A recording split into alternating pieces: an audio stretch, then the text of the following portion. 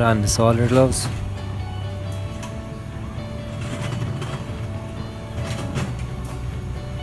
Turn the extractor on by hitting the switch on the desk beside the solder wave. Next, go to the machine, press the big red on button, switch it to on.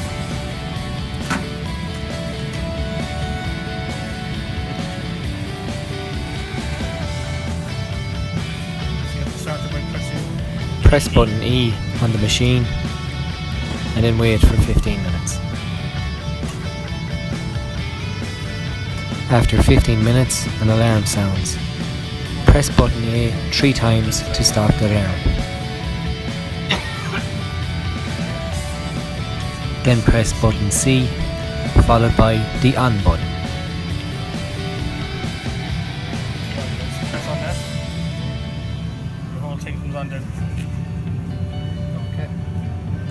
Press the button 2 to turn on the preheater. Press 2. The preheater will turn on to 360 degrees. This will take approximately 15 minutes. Do now because it was off. Next, press number 6. This turns on the solar wave, heating it up to 300 degrees. After this, press number 7 to put in automatic mode. The solar wave will stop.